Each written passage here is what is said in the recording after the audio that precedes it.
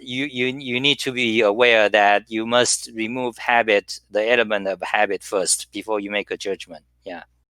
Okay. So is this I guess, what do you spend most of your time on now? Are you still mainly focusing on keyboards, programming? What do you mainly write about, or what are you interested in? Mostly about programming. I'm mostly interested in math, actually, math and programming. Yeah, knowledge about math and programming. That's my. I'm interested in those most.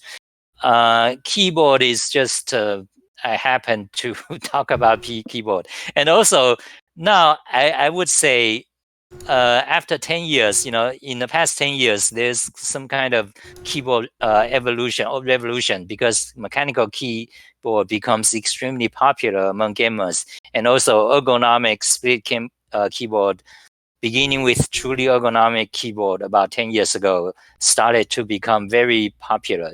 Truly ergonomic, and also the other one is ErgoDox. Yeah, Ergo, I heard about that one too. Yeah, so these two are basically the one that began lots of do-it-yourself keyboard, and also because the onset of 3D printing technology. So anyway, but after 10 years, I think the keyboard scene it kind of died away. I mean, not died away, but rather all the interesting designs is already there already. You cannot Really? have new. So Yeah, you that's what I think, think. Yeah. so now it's just a matter of refining it down, getting the perfect positions, and just like, there's no. I think it's already there. I mean, as far as split keyboard, I mean, you just split them and you put them into a grid layout instead of the staggered layout. What So about vertical split. keyboards? Like Oh, where you those hold them upward? I think those are bad. Okay. Well, Because this one's kind of if like you the Kinesis. It's trying to get your hand to turn a little bit. I think that's the goal, right? yes, like 20 to 30 degrees, that's good. But if you do more, basically, the more vertical you go, the less practical it becomes. For example, there are keyboards that's 90 degrees vertical, Yeah, I'm completely looking at vertical. them now on stream. These are a little bit too much, I think. Yeah, Yeah. and those, for example, first of all, you cannot casually use the keyboard anymore, and you are forced to touch type. You have to Oh, sit true. down Yeah. and So I mean, that kills much of the use of keyboard. You cannot just pick one key. Sometimes, it becomes almost like a professional device. But if you really want to go into that way, then you better go with steno type. Yeah. Steno type. That's even much better. Stenotyping is interesting. I don't think anyone really does it in a practical. Well, it's actually kind of growing now because, like you said, with the keyboard hacking movement, it's easier and easier to make them. So maybe that will come up in the future more. Yeah. So okay, I guess one other topic on keyboards then is, one question for you is, do you do any video games, or do you have keyboards specific for gaming? No, I don't. I haven't been doing games for for a long time. Well, my story is that back in 1980s, when video arcade games began, I was very much addicted. I was a teenager. Mm-hmm. So, but since year 2000, let's say, I have only played three, what you might say modern 3D games. Only three since year 2000. So one of them is American McGee's Alice. Have you ever heard of that? I have heard of that one, yeah. So that's one of the only games you've played in the last 20 years? Interesting. One of the three. So that one is 2001. Okay, and another one is Zelda Ocarina of Time in 1998 on Nintendo 64. That I love. That game opened my eyes. The Zelda, I love that. That's one of your favorite games? Yeah, I would say so. Okay. So anyway, so that Zelda, and then American McGee's Alice. Then Second Life. I played Second Life. I lived in Second Life. Yeah, you have a whole blog dedicated to Second Life, right, in case people weren't aware. Yeah, I lived in there for 4 years. Oh my God, that's 4 years. An extreme exploration. Do you want to talk a little bit about that? Like, yes. Okay. Let me tell you why I'm interested in Second Life. most other games is just a game, in today's shooting games or whatever, it's a game. Usually teenagers go in and shoot people or whatever. It's and you have a goal, taking your enemy's castle or whatever. It's a game. But Second Life is not. It's not a game. Okay, I mean, it looks like a game, but it's what. Of course, they say it's a virtual world. So what happened? The thing interesting about Second Life to me is that it's actually real life stuff. I lived in Second Life for 4 years, almost every day for like 5 or more than 5 hours, and I explored the people, what people do in it. You find amazing, great, incredible, amazing number. Yeah, let's be specific then. So like, you would wake up in the morning, you would get on Second Life, and you would just wander different people's worlds. You look at stuff. Was there anything what stands out to you? What was a crazy thing you remember seeing? So many. Okay, let me tell you a few. Okay, well, first of all, there's porn. Okay, okay. Yeah, that's everywhere. That's quite a few people have become millionaires selling stuff, related to that.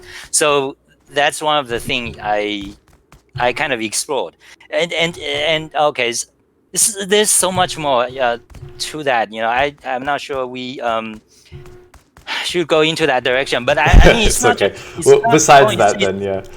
Okay, so besides that, let me just mention a few interesting things. Besides that, there's also there are also illegal activities in Second Life. Okay, I mean, how should I put this? So Second Life is not a game. It's like you can sell real money. There's actual shops in there. Yeah, that's another thing that attracted me about Second Life, is that the money in Second Life is you can trade it with US dollars legally, and it's part of by design. So Second Life it's like real life, except you use computer to do things. So I in Second Life I met all these weird people. Okay, all sort of very weird. You get to know them because anybody. Can you remember any names, like people you want to shout out? Anyone you remember? Yeah, I do remember a few, but you don't want to talk about those them. people. Yeah, okay. Probably, yeah. It's incredible. It's just incredible. It's like underground, okay? Because on one hand, you can explore the comfortable stuff, and then it's not interesting. But when it comes to underground people, what people do, what they tell you, the things, it's just amazing. It's incredible. It's one of the most incredible thing. And did you believe it all, or were they people just like playing characters, you think? These were like... No, it's not.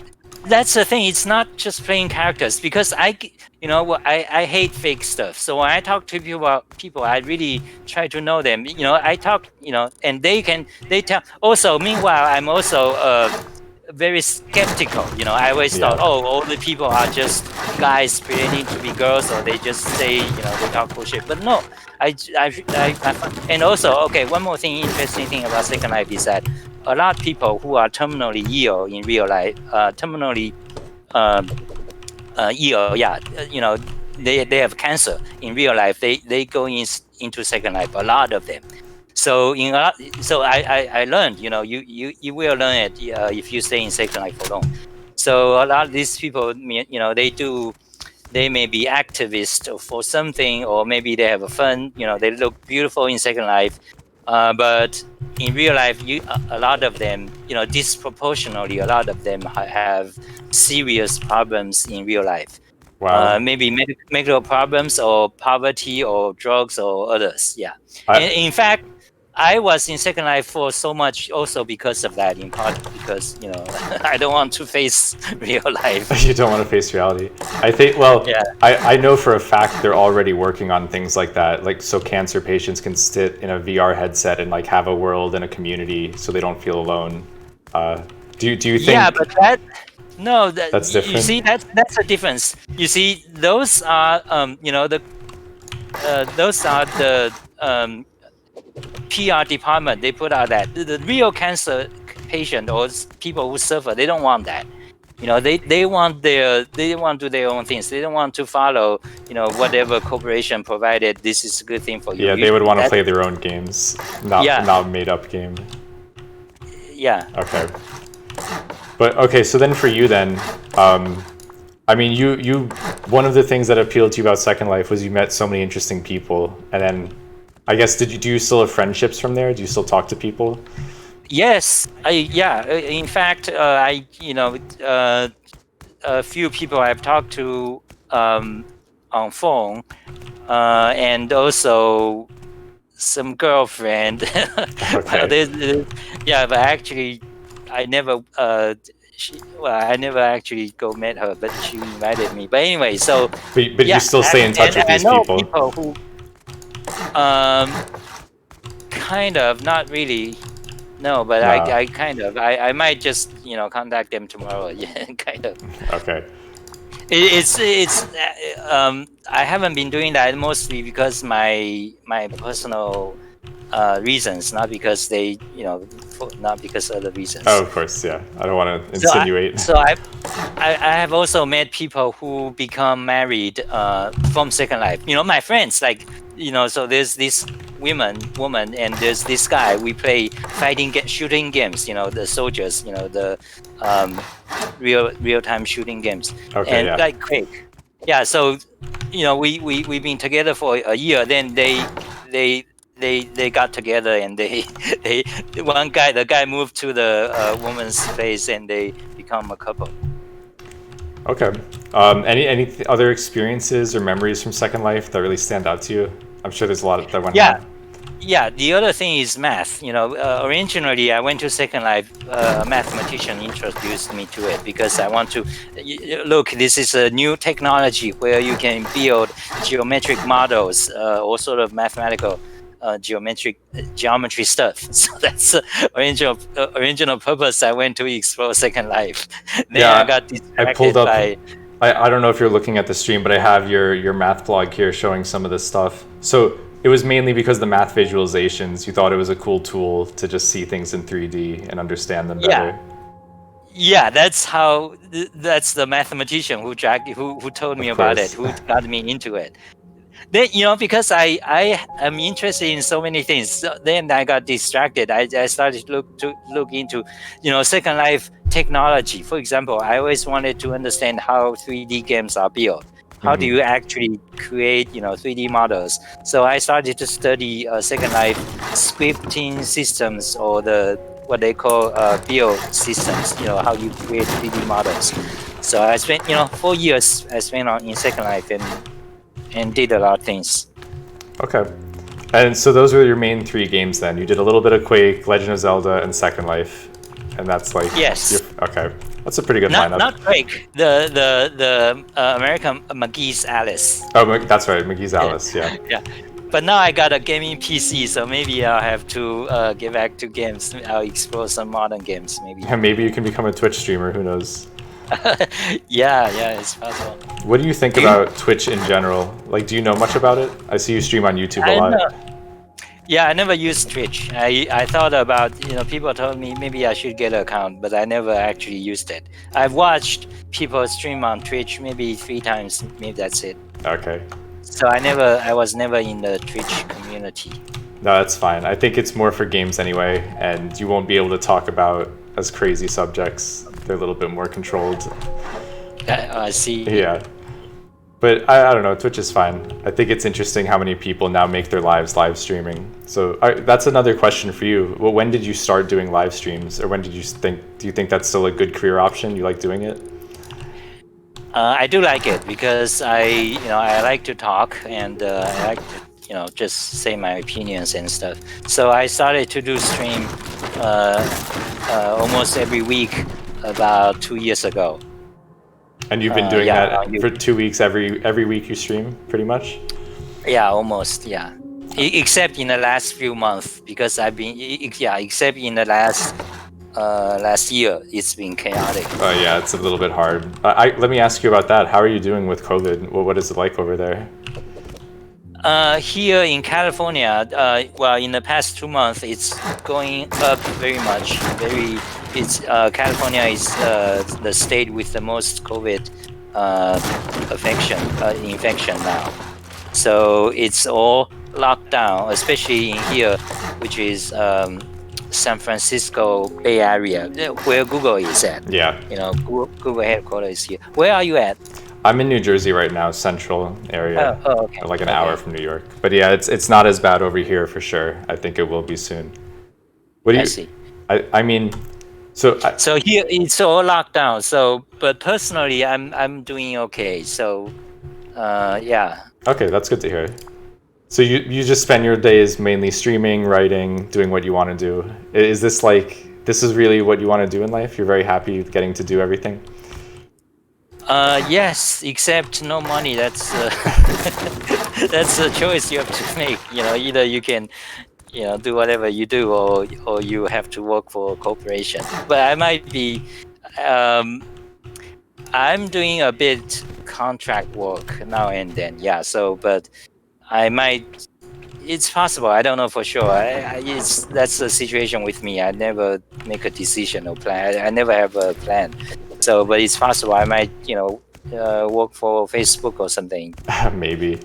So, yeah. What do you think about? Are you worried about social media? Like, what do you think about fake news, big tech, all the political stuff? Yeah, I think it's terrible. I think the USA political chaos, beginning, I would say I would blame all the problem to social network. Beginning with Facebook around 2006 or so, and become very bad significantly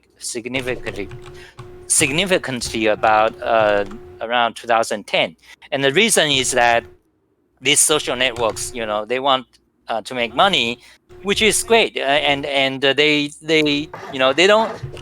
don't have the intention to do bad, but however, because the nature of social network, so they need people to post every day, like Twitter, for example. You need to go there, post every day, because otherwise it's quiet. So in order to get into that, to achieve that goal, they created, what they call gaming, gamification, like little hearts, likes, begin with Facebook. So that creates a situation, a culture where then clickbait started to happen, because the more dramatic a title or whatever, the more click you get. So then after clickbait, then you start to have fake news, because drama becomes more severe, then it becomes intentional fake news. So then you create a situation where people don't see different opinions, because, so I would blame a lot of U.S.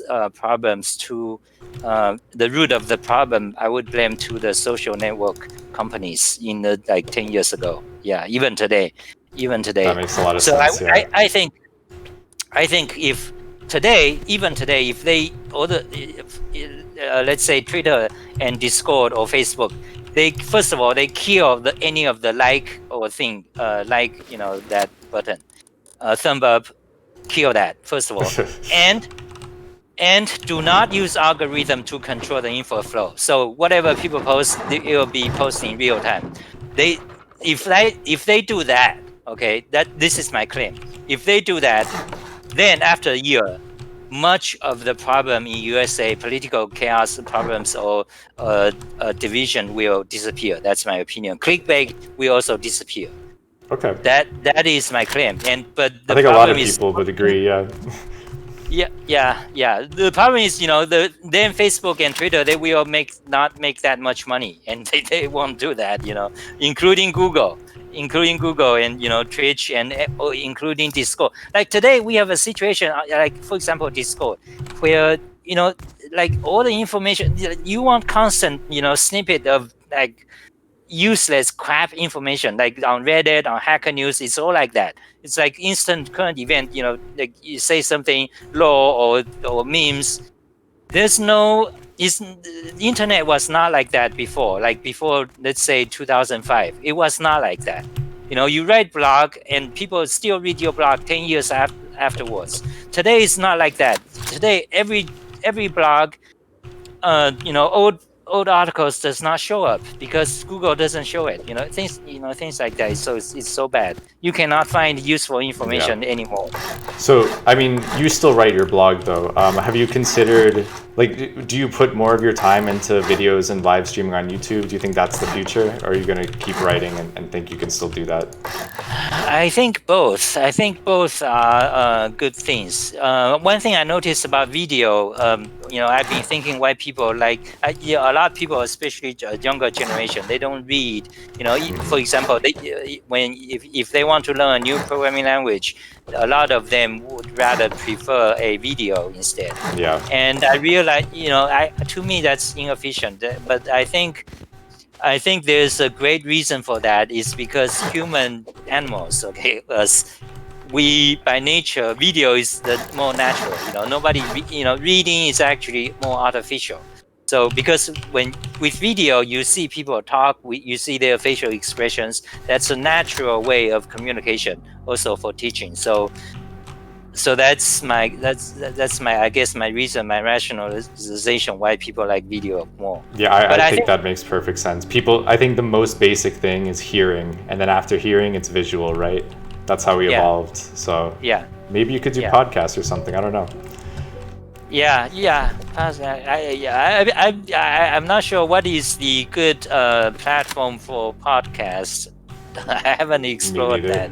I guess this is the start. Who knows what this will become? But I think so. Here's another question for you then, because you've been able to make a living on the internet for so long, even before it was a thing, right? Like you were one of the first to do it. So do you have any tips for how you've gone about this? Like, is there a lot of SEO optimization you're doing? Like, do you use ad revenue at all? Okay, yeah, I would say SEO is kind of dead now because people do social networking instead. I would say you want to write. Don't pay attention to what other people think or what is the current fad or SEO. I would say that. Okay, you want to try to write something more permanent, timeless, and write what you like. Just focus on what you like to write, and also, of course, be sure you are writing for an audience, not just for yourself. That there's a big significant difference there, because if you write just for yourself, nobody is gonna find it interesting. So meanwhile, you do want to be yourself, but when you write, of course, you are trying to write for other people to read. So you want to write something other people are interested. I mean, in that have the mindset that it's your reader who are reading your stuff. But meanwhile, try not to pay too much attention to what Google, whether your blog is gonna show up on top of Google search or how many people are going to retweet your thing. Because if you focus on that, your blog is gonna do worse. It's gonna get less popular, because this came from my personal experience. I think you have more competition, and then also if the algorithm changes, you could be out of a job, or your revenue can drop very quickly. So I think that's a good lesson though. Just do what you want, and clearly you're very prolific. We'll say that. How many articles do you have on your websites now? Over 6,000, I think. Yeah, around 6,000. So, I mean, I think you're proof that if you just focus on something you really enjoy talking about, doing, even in a sort of archaic format, right? Like, you didn't have Twitter back then, you didn't have Facebook, but you're still able to get people to show up once in a while to your blog, which is nice. Yeah. Do you think you use Twitter clearly. Is there any social media that you think is best right now, or something that you're focusing on besides YouTube? No, I think actually Twitter is bad, very bad. Oh, you do? I know you use it sometimes though. I do use it just to post stuff, but I think Twitter is the worst thing. I'd rather not be on Twitter. But I'm on Twitter because I use Twitter as a sort of marketing, so I just that's what I do. You have to. I used to be more involved, but that gets really bad because I started to talk about politics, then that's really bad. Yeah, never ever engage with random strangers on the internet, especially not Twitter. Yeah. Okay.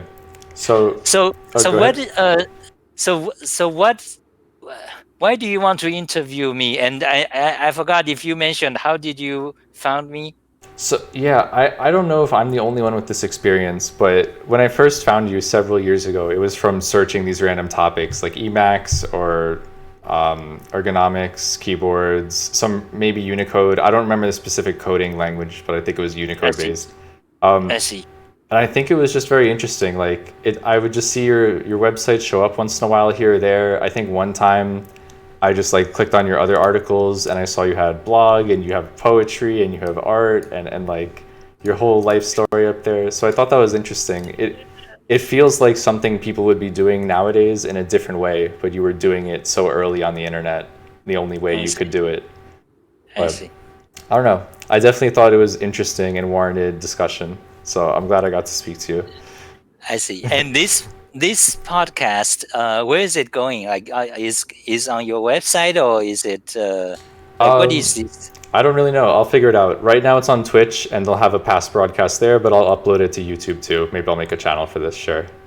I see. Little editing. Cool. Yeah, I'm still have some time if you do, if there's anything else you wanted to talk about.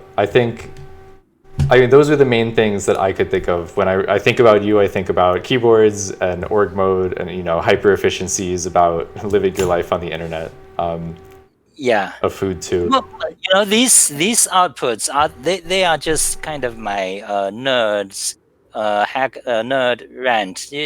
Because I just have your internal personality. Yeah, so I just write a lot about them. I mean, even those, then in the past 10 years, I started to turn a lot of them into more of a tutorial format. So that makes sense. But it began mostly as just my rants and opinions on Python when I was doing Python or some other languages. Something I see is wrong, I don't like, or a problem. Yeah. Do you get a lot of people who still reach out to you about tutorials asking for help, or like people who thank you? Yes, but much more. Let's say 10 or 20 years ago, much more. Because like in 2000s, I get a lot of professors even, or programmers, or also people contacting me every month or so. Sometimes asking me for permissions to use some part of my images or something. But less today, I would say. Yeah, I would attribute that again to the degradation of the internet. The quality. Like today's generation, I feel the millennial generation, they don't care about knowledge, or they don't have as much aspiration anymore. They just like for example, the rise of the meme stuff. They like. Or on Reddit, every comment on the internet, like maybe YouTube or Twitter or Facebook, is like no quality and not real. Like law and whatever.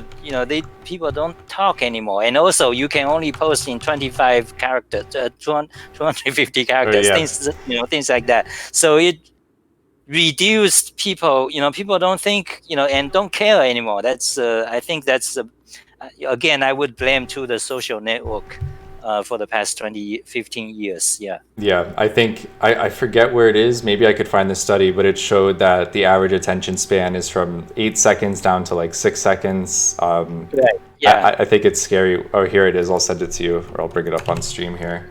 Well, I mean, so do you think?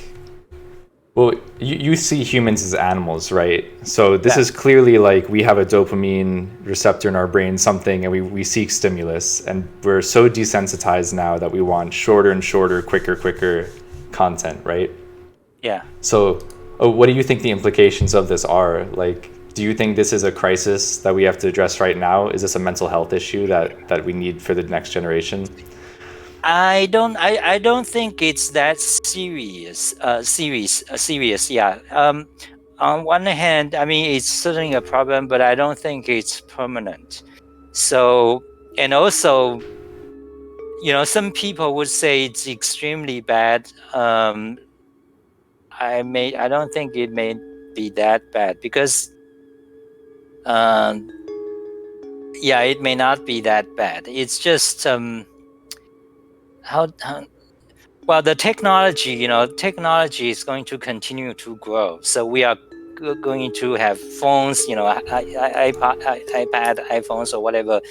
It's going to be continuing that way. Meanwhile, so I don't know if that's going to continuously. Well, on one hand, it's true that degrades people's attention span and all that, but I don't know. I don't know what will happen actually. Well, yeah, I think you said it was a generational thing before. I think it's just human beings being human beings. It's just the technology is getting better and videos are getting more entertaining, right? It's like fast food. We're getting the best form of everything now. What do we do? Yeah, exactly. So I know you've written a little bit about mental health. I don't know if you want to get into it, but you also mentioned in Second Life that you played a lot of it because loneliness and getting to speak to these other people who are lonely. So is this something that you try to do when you stream with people? Like you try to get them to talk to you and have a community around your content? No. Well, I do have personality problems. Well, technically, it's called schizoid personality disorder, and let me explain what that is. Okay, it sounds scary, but anyway, I have sometimes, ever since I was younger, I thought about suicide, and I have depression or had, and so I always, and I'm very much I do a lot of self-introspection thinking, analysis. So eventually I realized the problem I have, if we could say that, is technically called schizoid personality disorder. Okay, so that is one of the personality disorder, what the psychiatrists say. So what that is, schizoid is such, basically it's a personality of loners. It's a type of personality such that they prefer to do everything by themselves, like lone wolf. I see. They prefer. It's not because they are unable to or for other reason. They simply prefer. It's simply a preference for them to always do things by themselves. They don't like to do small talks and things like that. So I tends to be, you could say I'm mild in that case, a schizoid personality disorder. Now notice the word disorder. Basically, the way to judge is that if your personality is to such an extreme degree that you fails to function in society, then they call it a disorder. So it's all a matter of degree. So each of us all have different personalities. Some people are more theatrical. Some people are more dependent on others. Some people always like social, always need to talk to people. So it's like every one of us have different personalities. But when your personality is such to an extreme degree that people have problem, you have problem working in a company or have problem with family, then they call it a disorder. So among the personality disorders, there are quite a few. So there's one schizoid personality disorder, which is lone wolf, lone wolf type of people. Then, by the way, that also happens to be a lot of serial killers. Schizoid, yeah. And today's generation, they'll just say autism, autistic. Okay, today's generation, that's a. Anyway, so schizoid personality disorder, that's one thing. On the other hand, there's the opposite. Okay, there's one called histrionic personality disorder. Those are people who always like to make a scene. They always want to be the center of attention. They need, this is extreme personality. This is like a need. They have to do that. It's not because they want to disrupt or something. Anyway, histrionic, that's the opposite. Then there's quite a few. There's also bipolar. There's also schizotypal. Okay, that's kind of different. Schizotypal is kind of, when you have, some people in history that's mystic, that's very weird. They always have weird vision about the world. mystic personality. So that's schizoid people. So anyway, there's quite a few range of personality disorders. You can these on Wikipedia. Of course, So, yeah. I mean, so focusing on just you then. I mean, you said you were depressed and lonely in the past. I hope you still aren't. Like, so you figured out a way to deal with your mental health. Do you think you're healthier now? Well, I'm a schizoid and I still am. But as I grow older, it's not, schizoid is like we prefer to be lonely. It's not like we are lonely or we need someone else. We don't want to be. You don't usually feel lonely then? Like as long as you have people talking to you on the internet, that's all you want? Not even need people on the internet to talk to. I mean, we just prefer to be alone. But sometimes we do want to talk, Anyway, So I'm schizoid and I still am a mild one because I've met people who are really schizoid who don't want, they don't want people within 10 miles around there. There are people like that. They move to a country town and they have lots of dogs and cats, but they don't have people. They don't want other people. I see. Yeah. So anyway, so I'm mild schizoid and I still am. And also as I grow older, I become calmer and confident. So I don't right now. I'm not worried about it being it's not it's just me. Okay.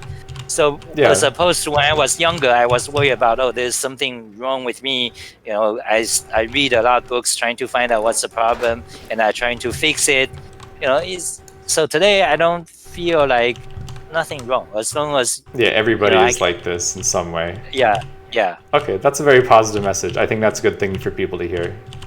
I think, it's clear looking at your early history that you had a lot of genius and talent in math. And then I think you've really made the best of your situation in a way, right? Like, I know you've gone on a darker path and you could have, things could have turned out a bit worse, but now you're picking yourself up. You've clearly stabilized your life and you're very happy with what you're doing. You don't. I hope, yeah. I think. I feel like I'm a failure. Oh, I wouldn't call yourself a failure. Okay, yeah, because I wanted to be a mathematician. I have high goals, but it's not likely I'm gonna make it to that now. Anybody could do it. Anyway, you could do your college online, even get a bachelor's in it. I think all the articles you've written have certainly provided a lot of help and value to people, and you were able to do it without a degree. So people will look on that in many years' time. Yeah. Thank you. Yeah, I write a lot, some math and programming and some opinions. Yeah. If you had to be remembered for one thing, what would you want that to be? What is what are you most proud of, or what's the most important thing you could tell humanity? Okay, that surely that wouldn't be keywords because that's too trivial. You could think a bit about this. It's a bit hard. Huh? You could think about this and tell me later. It's a bit hard. Okay. Yeah. It wouldn't be math either because the math work I've done is not that important or great. As for my programming language tutorials, I wouldn't say that's much significant neither. But maybe some of my articles on opinions on programming language design and my rants against Unix. Maybe that has some value because that's unique. It does. Kind of. In 200 years, they'll be looking back at forum posts, critiquing it and why it changed and what happened. Yeah. That's pretty funny. I guess one last question for you, Jia, too. So where you living in California now? Do you have family out there or anyone who checks up on you? Are you doing okay, really? Yeah, I'm doing okay. I'm doing great, actually. For happenstances, I'm doing great this year. There's actually some change in my life. And now I'm living with my wife. Well, it's not technically married, but it's kind of like living with my wife now. So. Okay. So you did. It's like a common law wife. Yeah. Yeah. Okay. I know you have a Patreon. Is there any other way people that can support you? Just subscribe to you on YouTube, check your Patreon. Yeah, Patreon. Yeah, thank you guys. That's the main for stuff. That. All right. Yeah. Any last thoughts or words? I think it's been an interesting conversation. I think we should do this again sometime. It'd be interesting to hear your thoughts in maybe 6 months when Biden has done some stuff. You could talk about politics. Sounds great. Yeah, let's do that. Yeah. Thank you very much for the interview, Chris. Yep, Chris. All right. It was nice meeting you, Za. I hope you have a good night. And I'll tune into your stream later. Great. Thank you. Bye enough for now. See you. Bye. All right. That went pretty well. I like him a lot. I think to refer to some of the stuff we said at the beginning, there is some information out there that would lead you to believe he's a troll or a troublemaker, that he's been banned places. I don't think that's the case. I think he's a very self-aware person. He's very easy to talk to. He knows what he's done in the past. He accepts it. And I think he's definitely a positive influence on the world. So I'm happy to platform Za. I think I'm going to donate to him here. Let me put this up. I think he has a Patreon or PayPal. I think there's definitely something to be said when you put this much time and effort of your life into documenting things for others. Maybe it's just the archivist in me. I'm a big fan of archive.org and what they're doing. Maybe I should have asked him about his favorite books. I'm kind of curious about that too. Let me do this off stream actually. I want to get my information.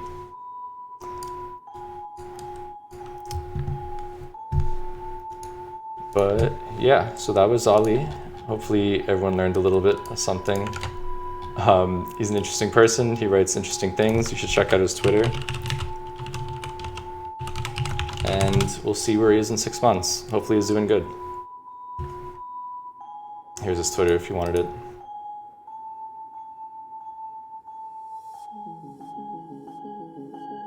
So I'll probably upload this to YouTube. I don't even know if I'll bother making another channel for this. I'll just do it on my personal one.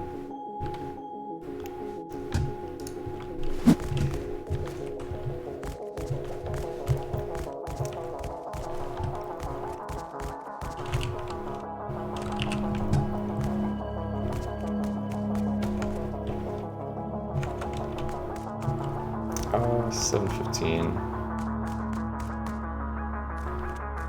Oh, that was a pretty short conversation.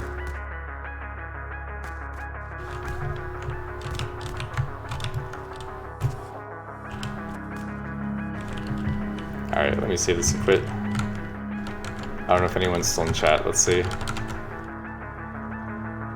Oh well, for the 2 viewers out there, thanks for watching. And I'll talk to you later.